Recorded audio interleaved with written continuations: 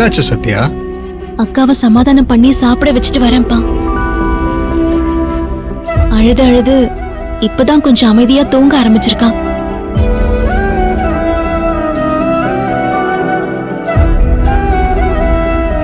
ஏங்க, நான் இந்த போட்டோவெல்லாம் பார்க்கவே இல்லையேங்க.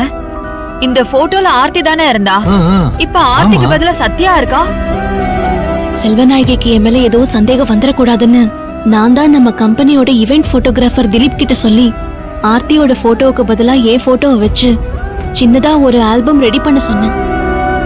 ஓ, அதனால்தான் இன்னைக்கு நாம தப்பிச்சோம். ஆனாலும் செல்வநாயகிக்கும் அவங்க கூட வர்றாங்களே, அவங்க பேர் என்னம்மா? சுபத்ரா, செல்வநாயகியோட தம்பி வைஃப். முக்கியமா அந்த அம்மாவுக்கு நம்ம மேல ரொம்ப டவுட் இருக்கு. இதுக்கு மேல கல்யாணம் வேற நடக்கணும். இந்த அம்மா என்னென்னலாம் கலாட்டா செய்ய போறாங்களோ, நம்ம ரொம்ப கேர்ஃபுல்லா இருக்கணும் சத்யா. புரியுதுப்பா. ஐயோ, மறுபடியும் செல்வநாயகியா? ஏய், அது நம்ம பொண்ணுடி. என்னமோ போங்க. இப்பெல்லாம் கார் சத்தம் கேட்டாலே எங்க செல்வநாயகி வந்துருச்சோன்னு பயமா இருக்கு. திடீர்னு வந்து நிக்கிறாங்க. என்ன நீ? Hi guys. ஏய், என்னடி காய் பழம்னு ஒழுங்கா அப்பா அம்மான்னு சொல்லு. அப்பா அம்மா போதுமா? இல்ல உன் அம்மா அப்பாவை நீ கூப்பிடுற மாதிரி கூப்பிடணுமா? நைனா ஆத்தா போதுமா? போடி, ரொம்பதான்.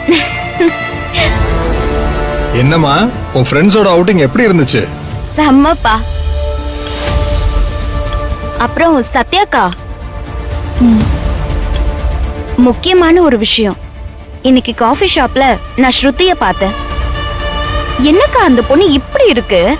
உடம்பு பூரா சந்தேகம். உங்களை பத்தி கேள்வி மேல கேள்வியா கேட்டு என்ன சாப்பிடவே விடல. என் அவுட்டிங் முடிய ஸ்பாயில் பண்ணிட்டா. நாம நிறைய பேசணும், பழகணும், ஒருத்தருக்கு ஒருத்தர் புரிஞ்சுக்கணும். உங்க அக்கா சத்யாவை பத்தி நான் தெரிஞ்சுக்கணும். யாருமா அந்த ஸ்ருதி? இப்ப வந்தாங்கல்ல அந்த சுபத்ரா, அவங்களோட பொண்ணு.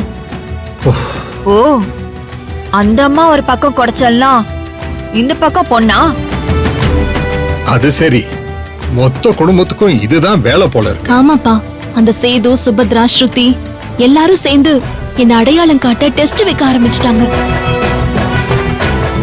நாம இனிமே ஜாக்கிரதையா காய் நகர்த்தணும்பா.